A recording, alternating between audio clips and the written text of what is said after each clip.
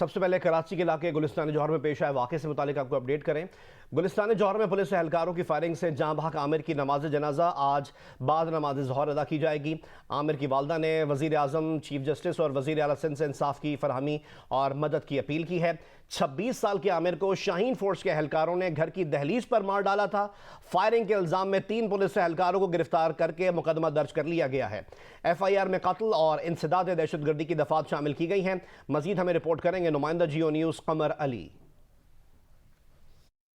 जी, इस वक्त हम गुलशन इकबाल बशीर विलेज में आमिर हुसैन के घर के बाहर मौजूद हैं, जिसे गुज़श्ता रोज़ शाहीन फोर्स के एहलकारों ने ना रुकने पर रिहायशी इमारत में घुसकर फायरिंग करके जो है वो कत्ल कर दिया था। इस वक्त आमिर हुसैन के घर के बाहर उसकी तदफीन के जो है वो इंतज़ाम किए गए हैं। आज दोपहर में जो है उसकी नमाज जनाजा घर के करीब वाक़ एहसान दानिश पार्क में अदा की जाएगी और तदफीन जो है वो डालमिया कब्रिस्तान में होगी। इस वक्त मकतूल आमिर की जो वालदा हैं वो हमारे साथ मौजूद हैं। आंटी, आप ये बताएं, मुकदमा भी दर्ज हो चुका है, 3 पुलिस एहलकार भी गिरफ्तार हैं। अब तक जो इक़दामात हैं पुलिस के, आप उससे मुतमईन हैं?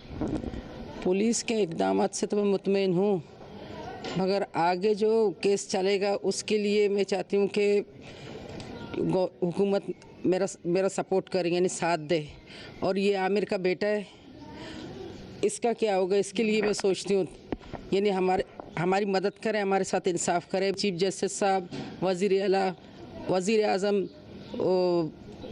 शहबाज शरीफ से मेरी रिक्वेस्ट है और वज़ीर आला मुराद अली शाह से मेरी रिक्वेस्ट है, हमारे साथ इंसाफ किया जाए।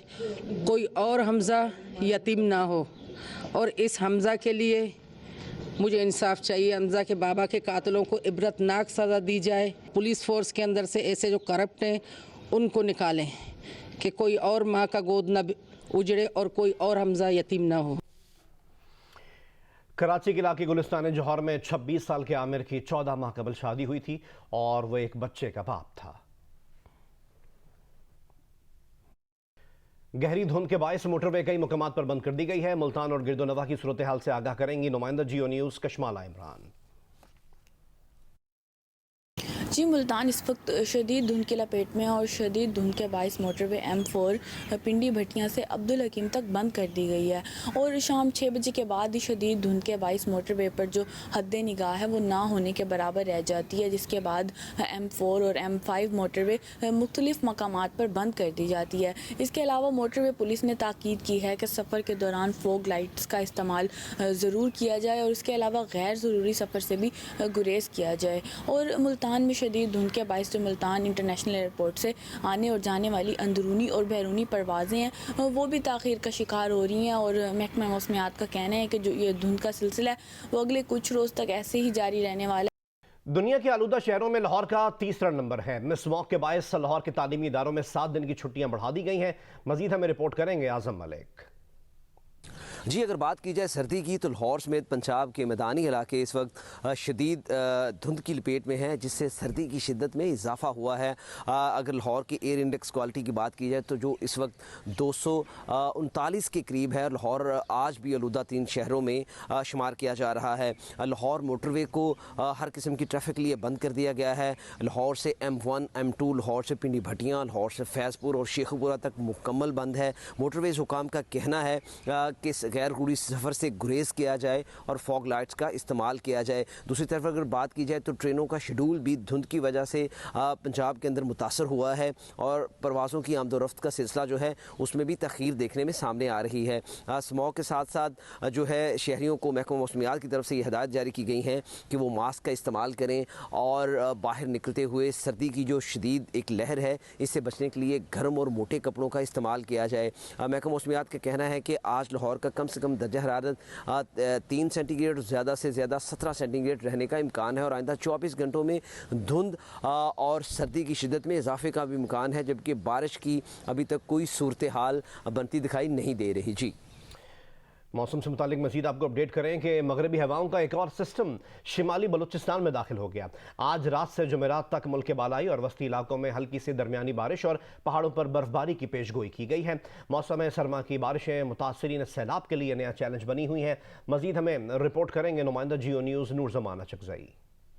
बलूचिस्तान के मुख्तलिफ इलाकों में मौसम सरमा की मूसलाधार बारिशों का सिलसिला शुरू हो चुका है, लेकिन सैलाब मुतासरा इलाकों में जो मुतासरीन है वो सख्त सर्दी और बारिशों के इस सीज़न में सख्त मुश्किलात का सामना और कड़े इम्तिहान का सामना कर रहे हैं। इस वक्त मैं किला अब्दुल्ला के इलाके माचका में मौजूद हूँ। माचका में 3 डैम टूटने के बाद जो कि बड़े पैमाने पर यहाँ पर तबाही फैलाई थी, तो इस इलाके में माचका डैम के सैलाबी पानी जो था तकरीबन यहाँ पर तमाम जो आबादी और घर और मकाना जो थे वो बहा कर ले गए थे। नुकसानात काफ़ी बड़े पैमाने पर हुए थे, लेकिन इस वक्त तक 5 माह गुजरने के बावजूद इनकी बहाली का सिलसिला जो है शुरू नहीं हो सका है। अमेरिका में बर्फानी तूफान से अमवात की तादाद 70 हो गई है। न्यूयॉर्क के शहर बफलो ही में 34 अफराद हलाक हुए हैं। खदशा जाहिर किया गया है कि घरों और गाड़ियों में अब भी कई अफराद की जमी हुई लाशें मौजूद हो सकती हैं, जिससे अमवात की तादाद बढ़ सकती है। मगरबी मीडिया के मुताबिक न्यूयॉर्क सबसे ज़्यादा मुतासर है। इस मौसम में बफलो में मजमूई तौर पर 100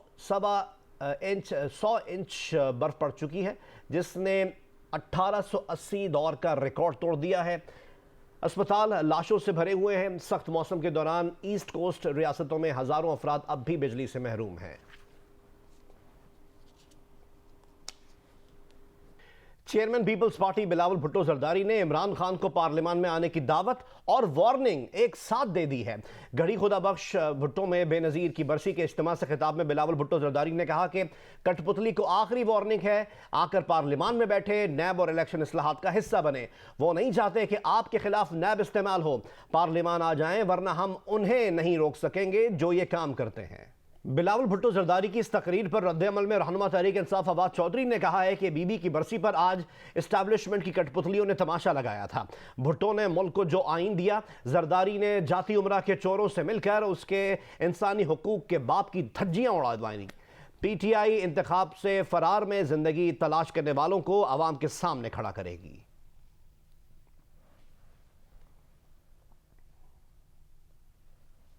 वज़ीर दिफा ख्वाजा मोहम्मद आसिफ ने कहा है कि बिलावल ने इमरान खान को असम्बली में वापस आने का कहा, यह अच्छी बात है। प्रोग्राम आज शाहजेब खानजादा के साथ में गुफ्तगू करते हुए उनका कहना था कि इस्तीफ़ों की ख्वाहिश इमरान खान की है, पार्टी इस पर अमल नहीं कर रही। पीटीआई के अक्सर अरकान स्पीकर को कहते हैं हम इस्तीफ़ों की मंजूरी के लिए नहीं आ सकते। इमरान खान की नाअहली कानून के मुताबिक होगी, हमारा कोई अमल दखल नहीं होगा। इमरान खान के साथ वैसा नहीं होगा जैसे उन्होंने हमारे साथ किया। बिलावल की जो स्टेटमेंट है उसमें जो एक बड़ी कानूनी और आईनी उन्होंने बात की है कि आप वापस आए असेंबली में, वो इस्तीफा देना चाहते हैं, असेंबली तहलील करना चाहते हैं। ये एक ख्वाहिश है इमरान खान साहब की, जिसको ना उनकी पार्टी फॉलो कर रही है, ना उनके इत्तेहादी जो हैं परवेज इलाही साहब उसको फॉलो कर रहे हैं। पंजाब वाले और केपी की असेंबली वाले कहते हैं कि पहले वो क्विट करें नेशनल असेंबली, उसके बाद हम जो है प्रोविंशियल असेंबली क्विट करेंगे। मेजर पोर्शन जो है उनकी पार्टी का जो असेंबली के अंदर है वो वापस आना चाहते हैं।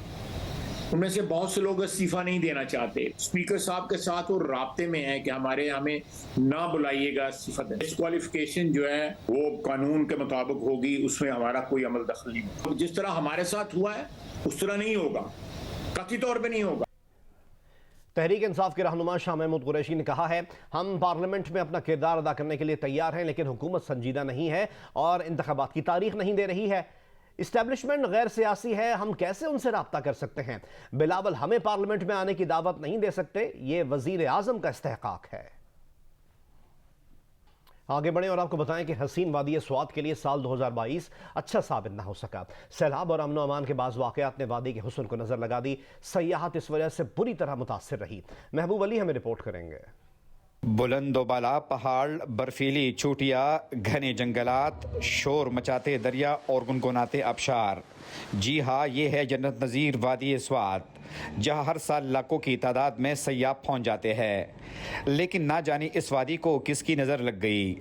सैलाब और दहशतगर्दी के वाक़यात ने वादी की सयाहत को बुरी तरह मुतासिर किया। 2022 कुदरती आफात और दहशतगर्दी की वजह से तकरीबन 90% टूरिस्ट जो थी वो उन्होंने आना बंद किया था। अब हम कोशिश कर रहे हैं कि अमन के बहाली के बाद और इंफ्रास्ट्रक्चर की और रोडों की बहाली के बाद लोगों को अट्रैक्ट करें कि वो स्वात आए, यहाँ पे मुकम्मल अमन है। सैलाबी रैली गुजर गई और नौमान भी बेहतर हो गया। तमाम इन वाक़यात से वादी का हुस्न मान पड़ गया है। माशाल्लाह बहुत अच्छी प्लेस है। थोड़ा ट्रैवल लग रहा था कि ज़्यादा हो रहा है, तो लेकिन यहाँ पे आके वो सब कुछ भूल गया है। माशाल्लाह बहुत प्यारी प्लेस है। रोड्स खुले हैं, सब चीज़ें नॉर्मल हैं। बल्कि मैं आप सबको ये कहूँगा, जितने भी टूरिस्ट हैं आप ज़रूर विज़िट करें और इतना प्यारा खूबसूरती को आप इंजॉय करेंगे। सैलाब से मुतासरा कालाम रोड आज भी जगह जगह टूट फूट का शिकार है, जबकि मुतासरा इंफ्रास्ट्रक्चर की बहाली के लिए मरकजी व सूबाई हुकूमतें आगे आने के लिए तैयार नहीं। कैमरामैन मोहम्मद जुबैर खान के साथ महबूब अली, जियो न्यूज़, स्वात। चीन में कोरोना वबा के फैलाव की खबरों की वजह से अमेरिका ने भी चीन से आने वालों पर सफरी पाबंदियां लगाने पर गौर शुरू कर दिया है। अमेरिकी हुक्काम का कहना है कि चीन से अमेरिका आने वालों पर पाबंदियां लगाई जा सकती हैं।